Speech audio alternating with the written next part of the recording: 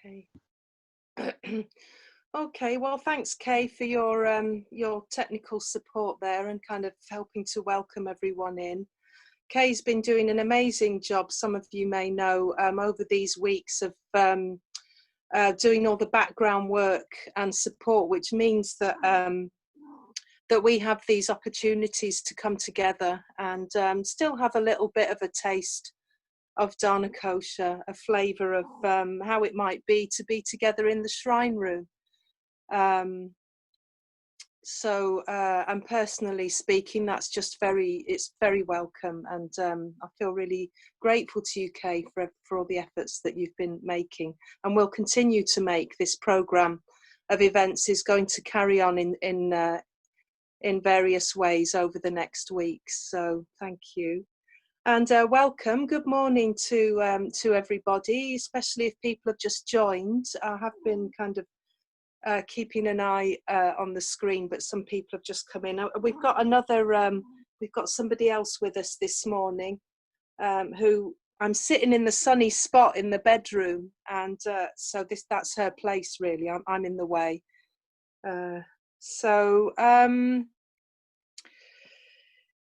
Well, this morning at this time would usually be Smriti Ratna, as some of you know, but Smriti Ratna is taking a well-earned rest this week. He's having a solitary time in his cabin, so he'll just be taking some time out, and will return next week, I'm sure, rejuvenated and re-energized and ready to share more of what he has to offer with everybody. So in the meantime, this morning I'm here, and so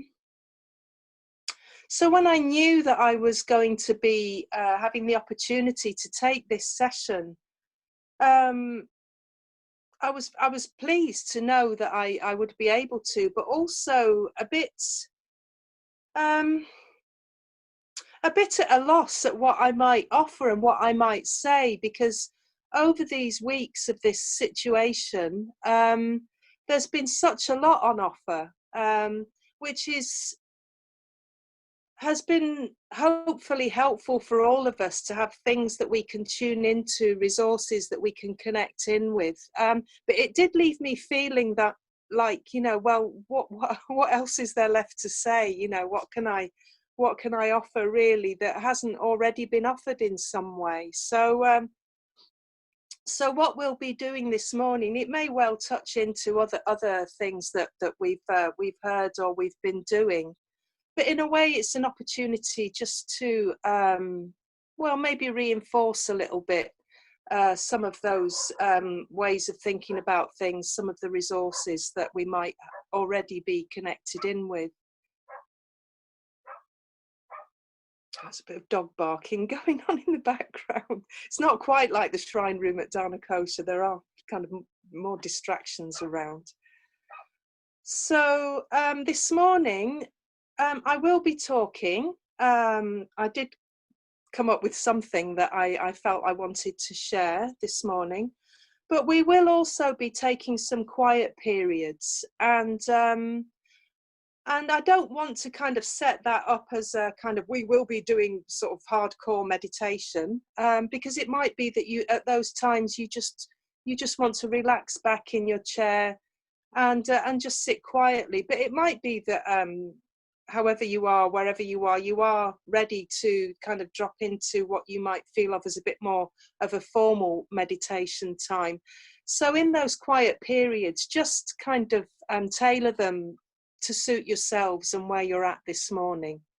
I think the important thing really is that we're having this time together, and for all its weirdness, this kind of on-screen life which seems to have kind of arisen at this time, something that I just feel more and more conscious of each time is that those periods when we are sitting still and quietly, we are still sitting still and quietly together, even though we're not in the same building. We're not all in the shrine room at Dharma kosher, but yeah, it's really kind of played with my ideas of time and space, this, because it still feels like I'm in the presence of others, that there's that sense of this shared meditative experience when we're having them. And that's been, for me, that's been quite a positive development, you know, especially in the sense of not feeling quite so cut off. I don't really see many people where I am in my version of lockdown. I am here with my partner and my pets, but you know, in terms of wider contact, in physical terms, you know, actually sort of being in people's company, that's not really happening at the moment. So, so these opportunities are important to me. So, again, another reason why I'm glad to be able to be here this morning. Okay, so that's my little bit of preamble.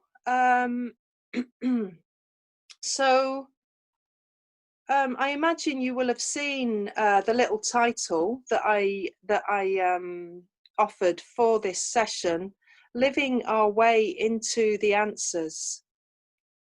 And so for some of you, it might be quite apparent what was meant by that. It was actually, some of you might have recognized, it's been kind of, it's been taken from a quote by Rilke.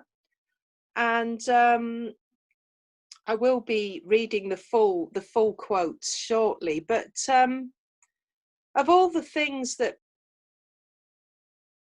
I feel is something that we're all connected with, is this experience of really not having answers to the questions we might have about what's going on at the moment and how long it's going to go on for, and all the different ways that we're being impacted. So, so we're going to explore this territory of question and answer over this next little while. But I did want to, the cat's lying on my quote. Oh no, there it is. Sorry. So I did want to share the full quote with you, but I thought it might be nice just to have our first period of sitting quietly together, just to go into this this session a bit more fully.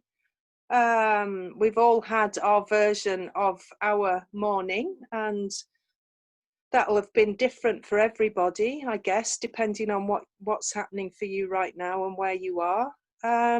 But just an opportunity to come together and settle together.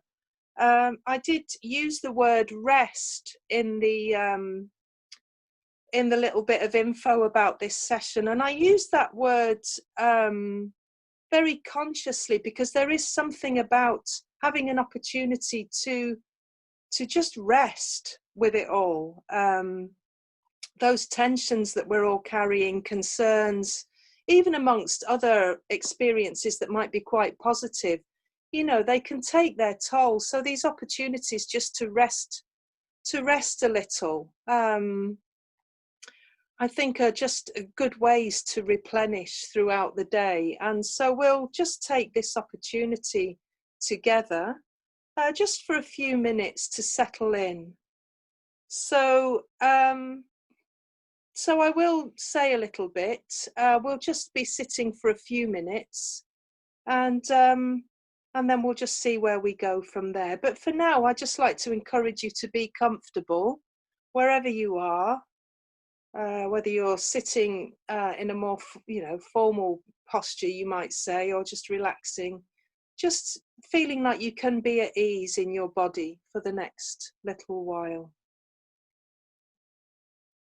So we'll sit quietly, and then I will read the quote from Rilke, so you get a fuller picture of where the title of this morning's session is situated.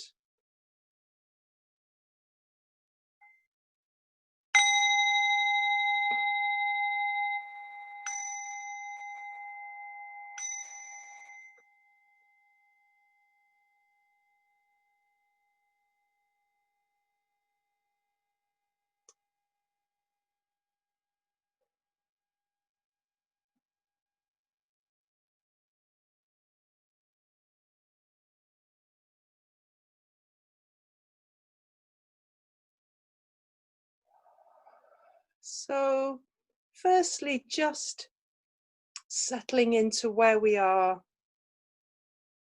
and having a sense of our particular location right now, the space that we're sitting in.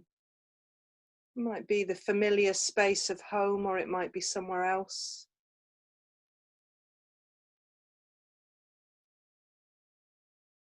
But just feeling our environment settle around us.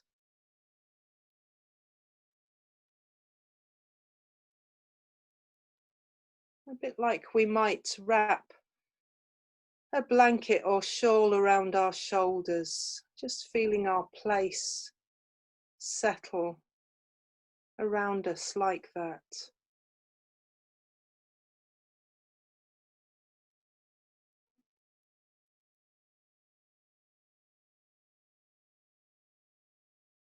And then our more specific spot in the midst of it.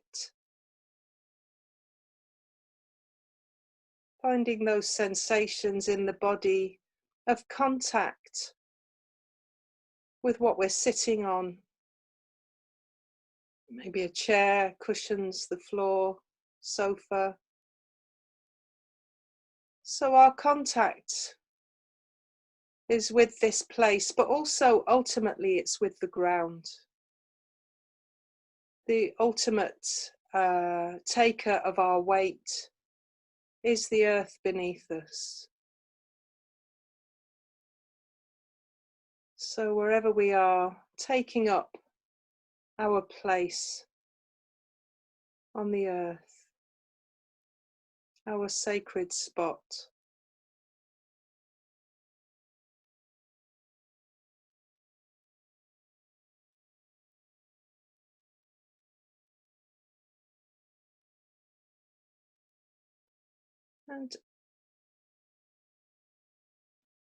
And as we hopefully have a sense of our weight being supported, feeling how the body can just rest into this support. There's very little effort to be made right now. Maybe the minimum effort required to just keep an upright posture. But really we can just rest down onto the earth.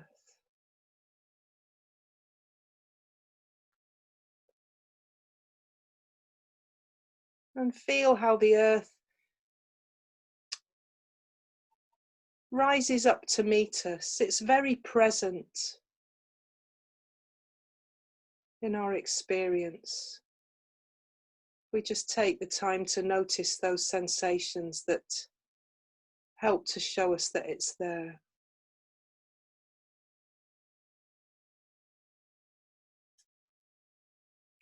So we're seated on our own personal spot,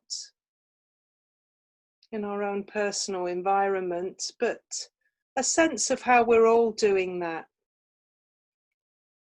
And we're all doing that at this time together. And if we have our eyes closed, just noticing how we can't really find any boundary now. When the eyes are open, we can see walls, we have a sense of space.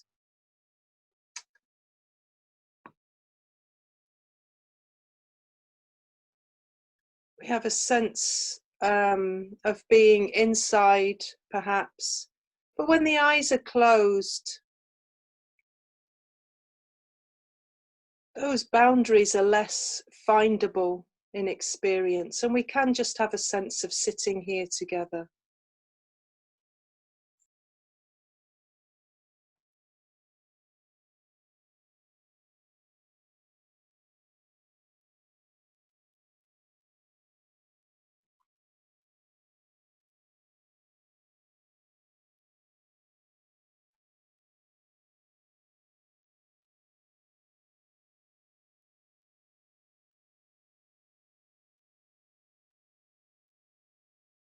And so that sense of sharing this time These bodies situated throughout space, the same space, and sitting on the same earth.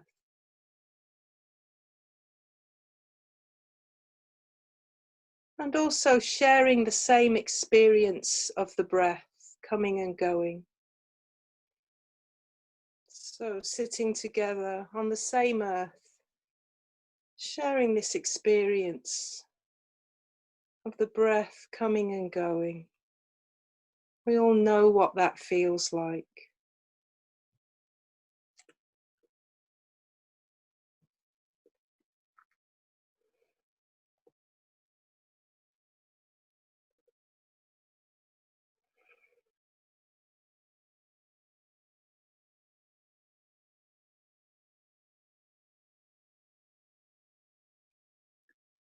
Be patient toward all that is unsolved in your heart, and try to love the questions themselves, like locked rooms and like books that are now written in a very foreign tongue.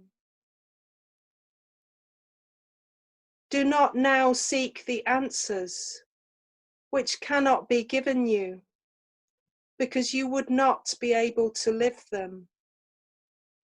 And the point is to live everything. Live the questions now.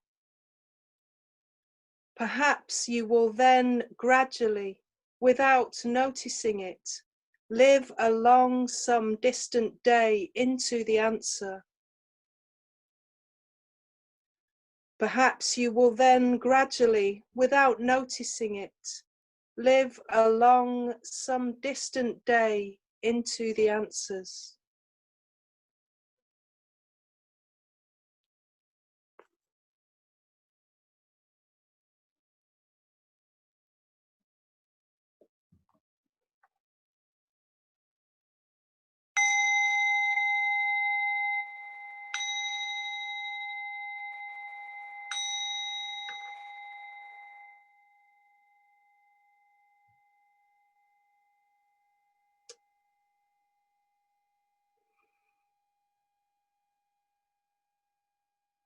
Okay, so just taking a moment or two to kind of change mode from that more quiet space to tuning back in here.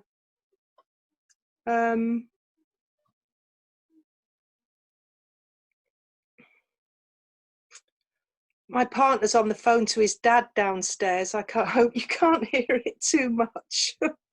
He speaks to him every day at 11 o'clock, so it's a bit of a bit of a fixed thing. Anyway, I hope it won't be intrusive if you can hear.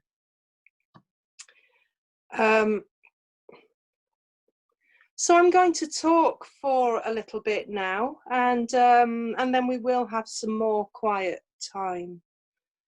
So I just shared with you there the full quote from Rilke, which kind of inspired me for this morning. It's a quote that I often turn over in my own mind, especially at times when I feel like I'm really wrangling with stuff. So in that quote, Rilke says, "Be patient towards all that is unsolved in your heart, and try to love the questions themselves." So depending on what the questions are, that can be quite a big ask, especially at this time. And in a way, this sitting with difficult questions is it's a kind of unifying experience across the globe.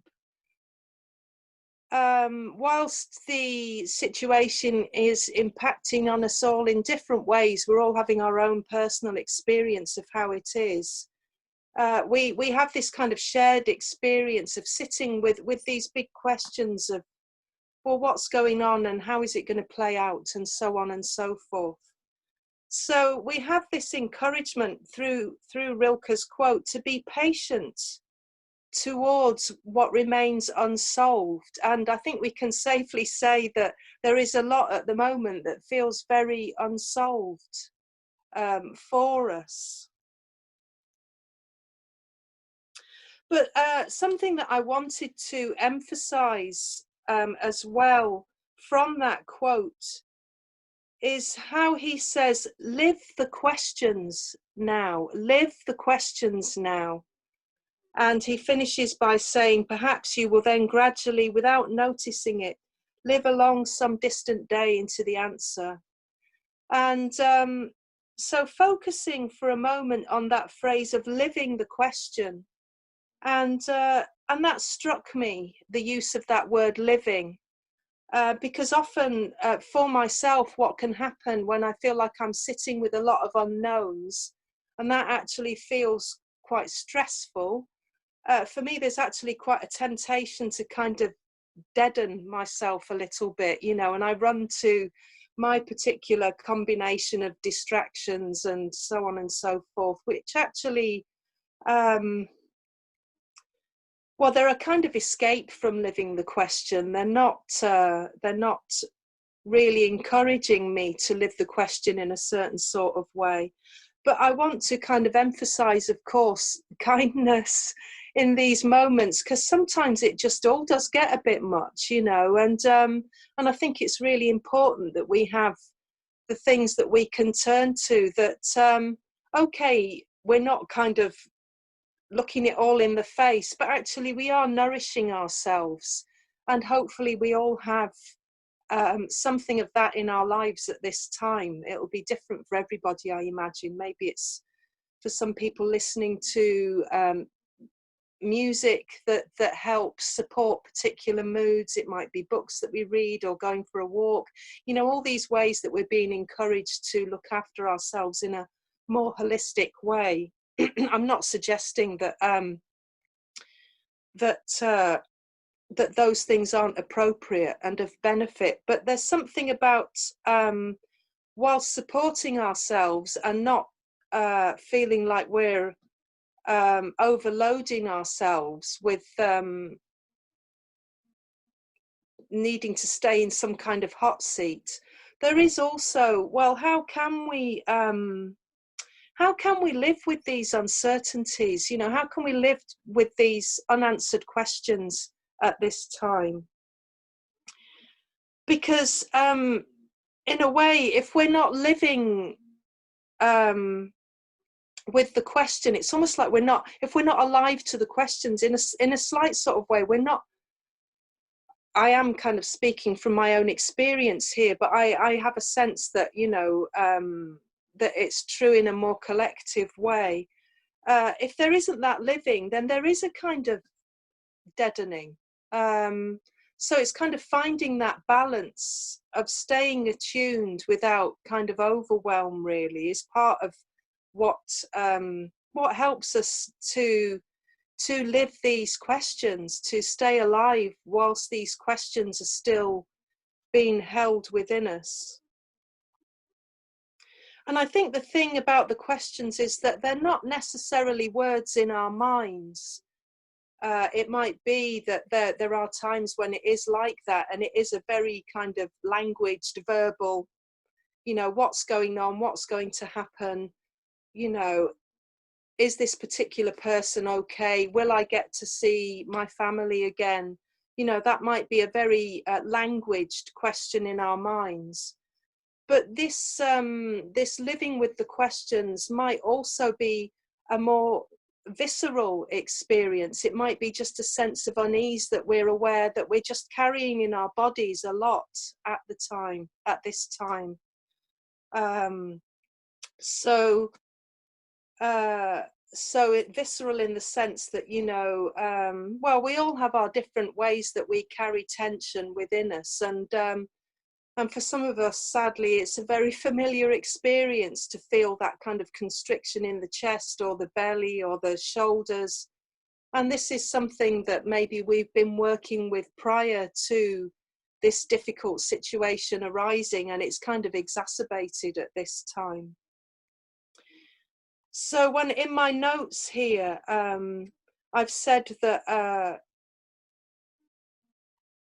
that there is a kind of more physical sense of what it means to be holding these questions.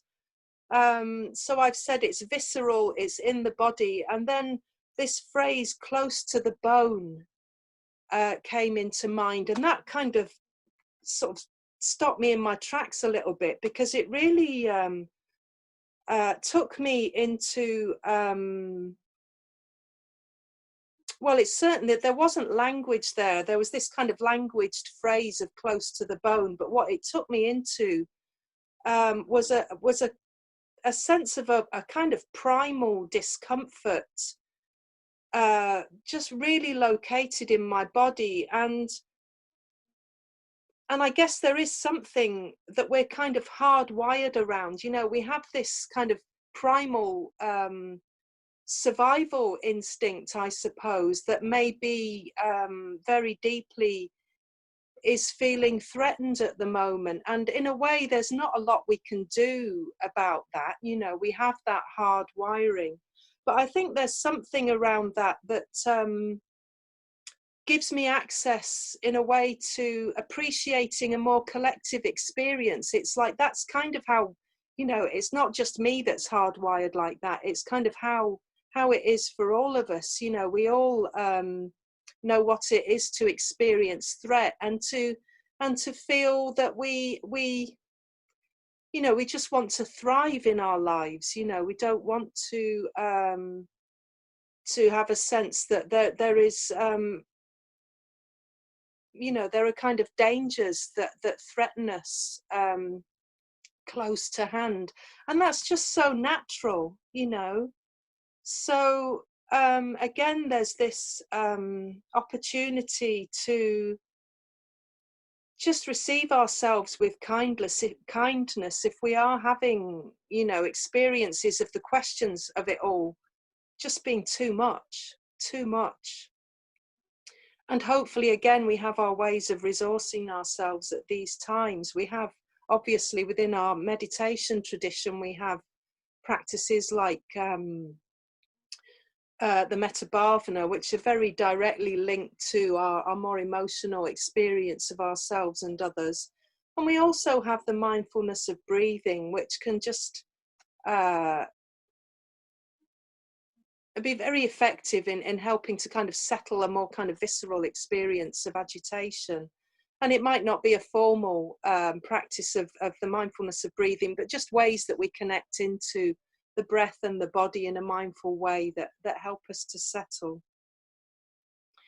But the thing that I do think is common for all of us is that we have a sense of how hard it is to stay with it when that kind of primal feeling of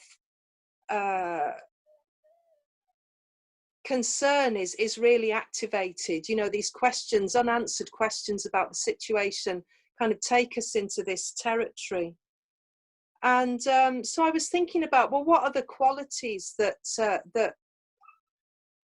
are helpful to cultivate at this time? And another quote came to mind. And this quote, also, again, some of you might be familiar with, was from the poet Keats. And it's amazing, really. He said this thing once in a letter to a friend, and now all these years later, it's kind of out there. And I guess they didn't have data protection in those days, but sometimes these letters were preserved, you know, because there was something of value in them. So in this letter to a friend, Keats was talking about this kind of territory, really, how we can hold ourselves in times of great questioning, of great uncertainty. I think he was talking about it more specifically in relation to philosophical questions, but I think it still applies in these circumstances, because in a way, there is no separation in the way that we might think between perhaps a more philosophical inquiry into the way things are and our more immediate concerns about our lives. You know, they're all connected on a continuum, really. But anyway, so this concept of Keats is known as negative capability. Some of you may have heard of this, negative capability. So I'll just read the quote, which is, negative capability, according to Keats, is when a person is capable of being in uncertainties, mysteries, and doubts without irritable reaching or grasping after fact and reason. So I'll just read that again. Negative capability is when a person is capable of being in uncertainties, mysteries, or doubts without irritable reaching or grasping after fact and reason. So it's kind of like a capability of staying with, you could say, difficult experience, an experience that we might not appreciate as being particularly positive, but there's a capacity to stay with it, to rest with it, without irritable grasping or reaching after fact or reason. And so that again feels quite pertinent to me. I can say that I've been guilty of a bit of irritability throughout this time. My partner could certainly agree with that, I think, amongst other things. But this reaching after or grasping after fact or reason, and I think that's where this kind of like primal tension comes in, you know, when there is that sense of perceived threat or concern. Of course, there's something in us that wants to feel that we can find solutions, we can find ways of knowing that are going to ultimately help us feel safe. And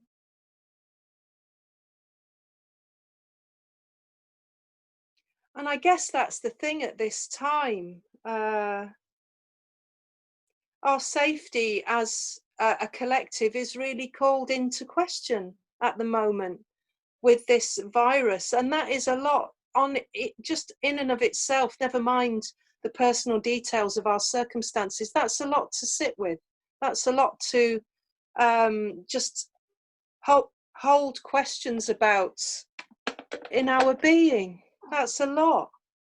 So when Keats is talking about this negative capability, for me, although we can appreciate that we're kind of slightly primed to be looking for solutions, what he's talking to about this, well, specifically about a more irritable reaching after fact and reason, which I think we can maybe see going on a slightly more superficial level in some of the discussions in the media, some of the ways that people are reacting. It's like we're trying to kind of pin things down in a certain sort of way, which just isn't possible, but you can kind of understand why it's happening.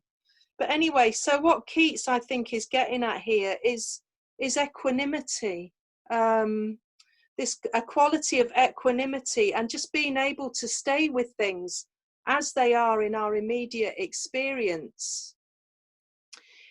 And for me, I would qualify that with a quality of heart as well. I think equanimity isn't just a kind of cold unmovedness, you know. It's not like we're not being affected by things, but there's that capacity to just stay with it, which is a quality that I think we recognize from before all of this,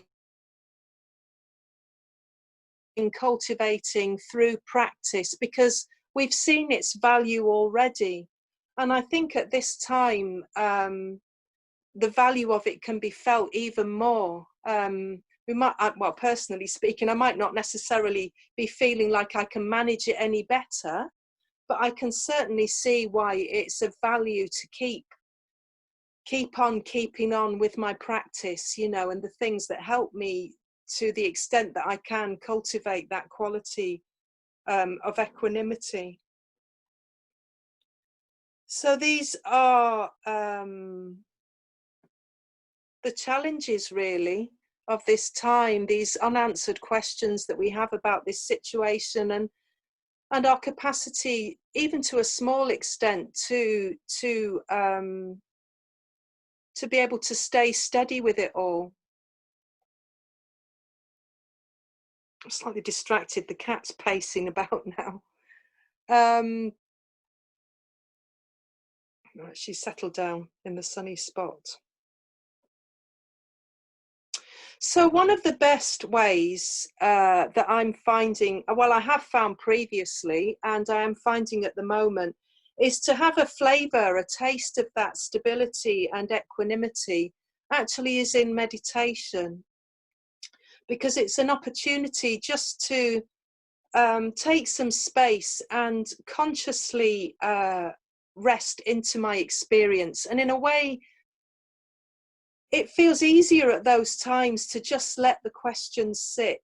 You know, I have my own set of questions about what's going on and the implications for my life, as everybody does. But at those times, it feels possible to just let it all settle, to let it all rest. And from that experience, I just kind of feel a bit more refreshed, you know, to get up and go back into whatever's presenting itself more immediately about the situation. So,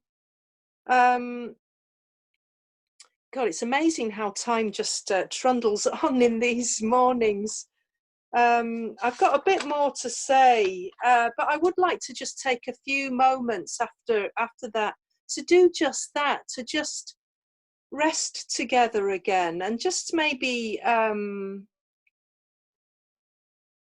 be just letting what I've said so far settle, you know, about our own questions, how it is to be able to stay alive to them as much as is possible, and a sense of the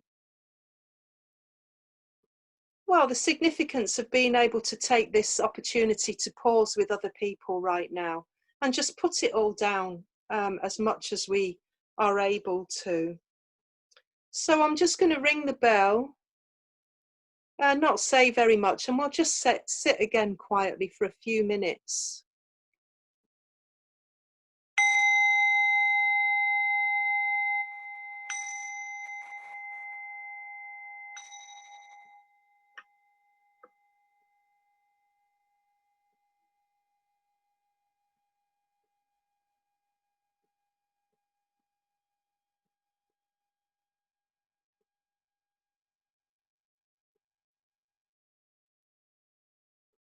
So this opportunity to collectively rest with the questions that remain unanswered.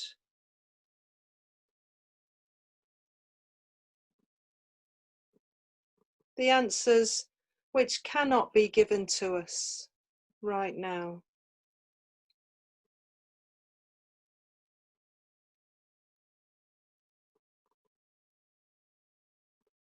Just feeling into how it is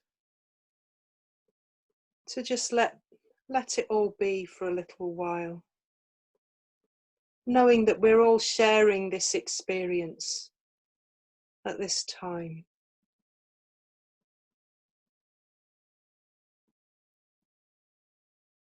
Just noticing if anything's arising in the body-mind just as a result of what we've been reflecting on already this morning, and just seeing if there's anything that might help us right now. A steadying hand on the heart, perhaps. Maybe a few deeper breaths. Maybe tuning in a bit more fully with the sensations of contact with the earth there, just to help us know that we're supported.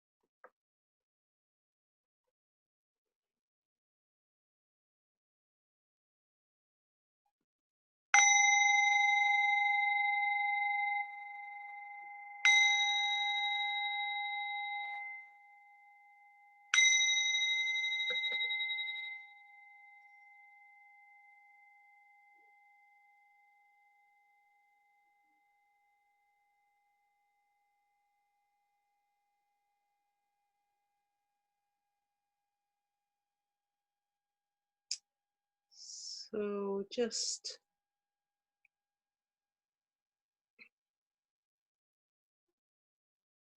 taking a moment or two to navigate between those experiences of sitting quietly and now coming back to a bit more talking from me.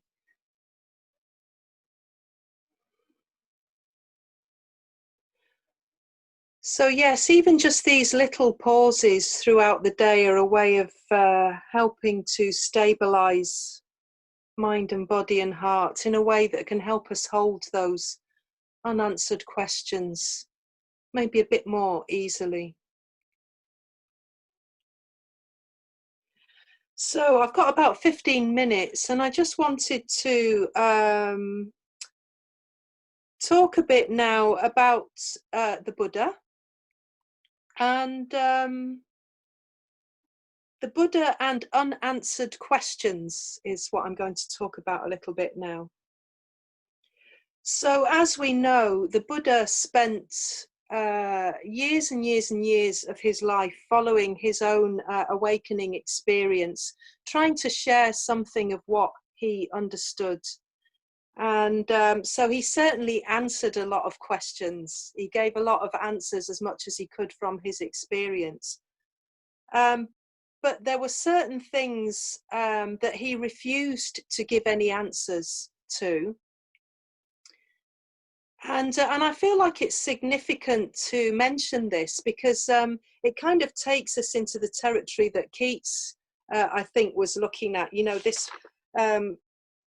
this kind of wanting to reach after things in a factual and a reasonable way. It's like we all kind of have that within us. And so at the time of the Buddha, that was no different. And people went to him with questions that he answered. But they also went to him with questions that actually he wouldn't answer or he didn't answer. It was said at those times he maintained what was called noble silence, which I'll say a little bit more about in a minute. But depending on the various sources, there are, because it's the Dharma, there's often lists. So depending on the source, there were either 14 unanswered questions, there were 10 unanswered questions, or there were 16 unanswered questions. And I just love it that, 2,500 years later, there's this kind of attention to detail of how many questions the Buddha didn't answer, So however many questions there were or weren't, whether it was 10 or 16, these questions were things that actually we can really relate to, who am I? What am I? Oh, that's Douglas back. Hi, Douglas. So unanswered questions covering things like, is the world eternal? Is it finite? Is it either or neither or both? This is the kind of head-wrecking territory we get into with the Buddha when he said things like that. It's like, I just really don't know what's going on now. And actually, I think that's kind of the point, just to kind of bamboozle us out of our more kind of thinking minds. There were also questions like what happens when a Buddha dies, which he refused to talk about. So there were lots of questions, some of which the Buddha answered and some of which he didn't. And kind of what the reason that I was wanting to bring this up is that I think it kind of connects us back over the years with that shared human experience.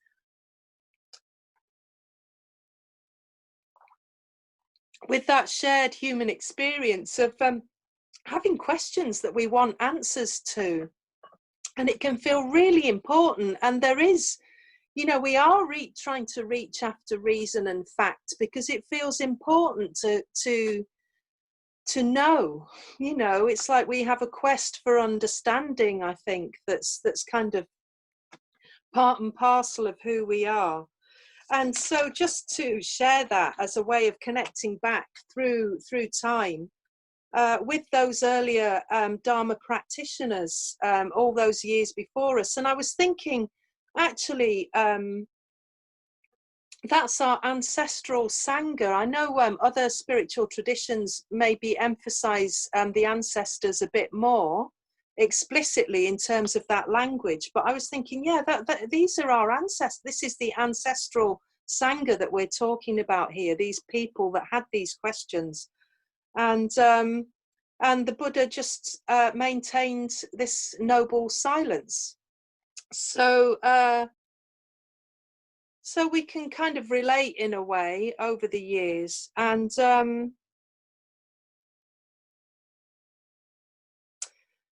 so we don't have the Buddha here. We don't have the Buddha answering some questions and maintaining noble silence in relation to others.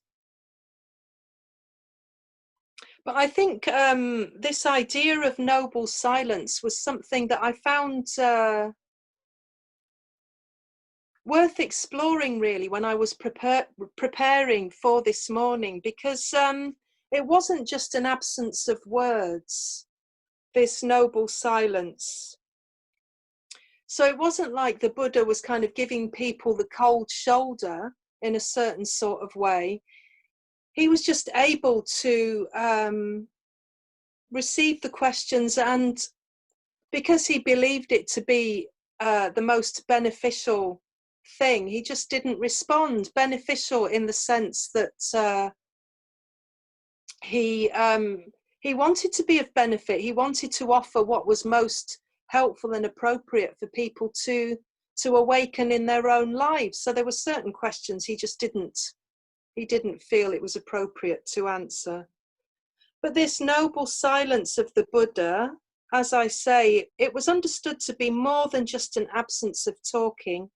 It was the uniting of body, speech, and mind. So it was a kind of there's something quite poised about that when I read that, when I hear that. And what it suggests to me is a real quality of mindfulness or presence. So the uniting of body, speech, and mind, and just being able to stay steady. He probably felt quite a lot of pressure in those times to provide answers. But he just stayed steady. His mind was steady, his body was steady. He was steady in his speech, in that he spoke when it was appropriate and he didn't when it wasn't. So there's something of that noble silence of the Buddha that I was thinking, well, how can I offer that to myself? How can I be both the questioner and the Buddha with his noble silence? And I think I've already said a little bit about how we might cultivate for ourselves. We might already be exploring ways of cultivating a more equanimous, a more steady way of being at the moment. But this idea of holding my own noble silence in relation to the questions really struck me, because in a way, what the Buddha was trying to do at those times was to just point people back to reality. What is actually going on right now? What can we actually know in our experience? And what can we actually know is helpful at these times, depending on what our experience is? And the reason that I kind of feel this is significant is because although these are very particular times, this time, in a way, in terms of reality, it is reality. There is nothing out with of what is always happening that is happening right now. It's just that it is a very amplified version of reality that that perhaps in our day-to-day lives, when things are running more smoothly, is at a slight distance, you know. And we might say, well, actually, I want to know reality. I want to be in alignment with reality. Well, there's that phrase, isn't there? It's we can't cope with too much reality. That's what somebody once said, and I can never remember who it is. But we can't deal with too much reality. And I think that's it, you know, this feeling of tension, of unanswered questions, of not knowing what might happen, how the future might look. Well, really, that's kind of how it is all the time. It's just that the way that we might be more used to things being kind of buffers us a little bit from that. So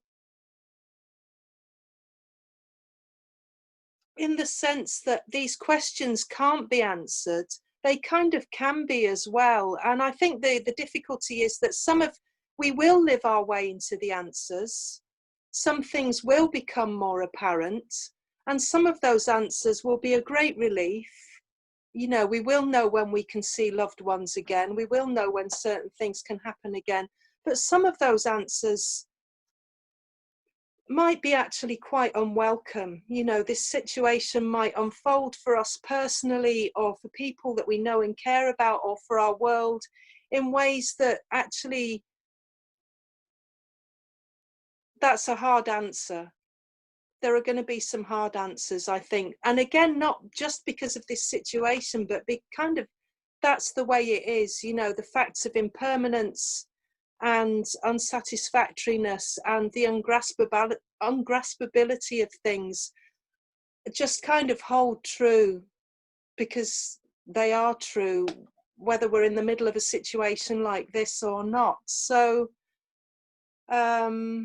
so that capacity to hold the questions, and that quality of body, speech and mind, or mind and body and heart, that we can kind of hold ourselves with, that balance of contact with the questions, contact with reality, and what we actually need to do to resource ourselves. Well, that's the balance that we're needing to work with constantly at the moment, and more so than ever. I think many of us are finding.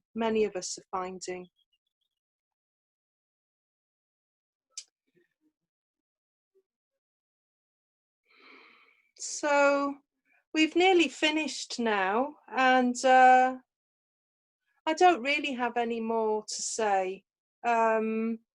And I don't quite know what I have just said in the sense of anything that I hope there was something in this exploration that might have been of benefit, you know, just to spend this time considering together, certainly just being in each other's company.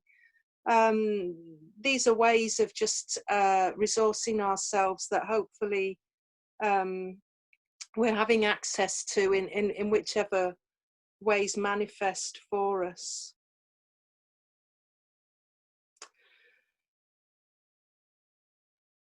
So let's just sit quietly again for a couple of minutes, and I'm just going to finish with that quote from Rilke again, but just resting back,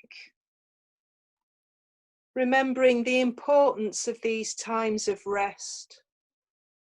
It's almost like this is our time of noble silence with ourselves. You know, the questions are still there, the uncertainties are still there, but we can just rest in this quietness of mind and body and heart, this gathering together of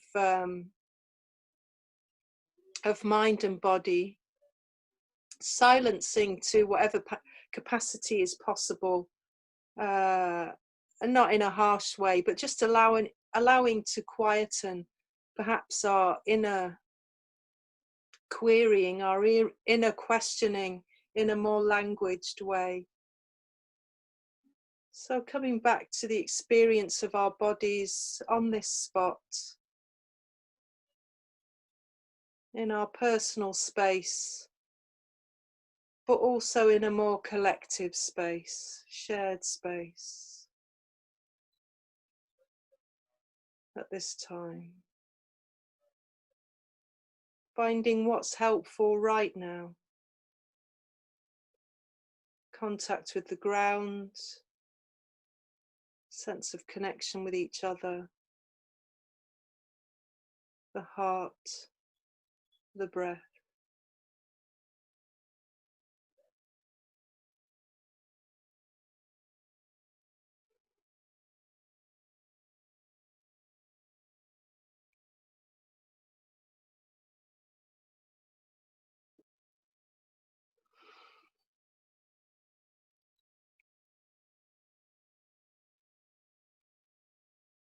Be patient toward all that is unsolved in your heart, and try to love the questions themselves, like locked rooms and like books that are now written in a very foreign tongue. Do not now seek the answers which cannot be given you, because you would not be able to live them. And the point is to live everything. Live the questions now. Perhaps you will then gradually, without noticing it, live along some distant day into the answers.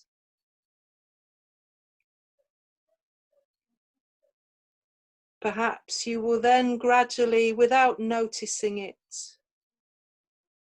live along some distant day into the answers.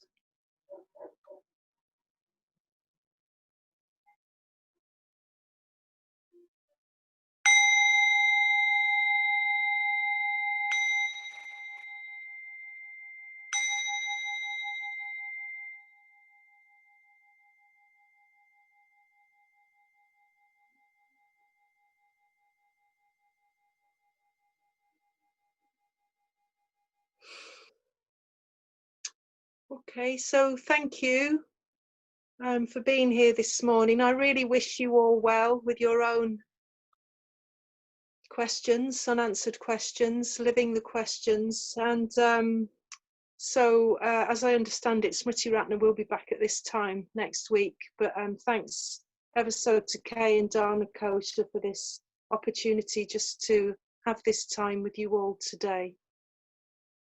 Okay, thank you.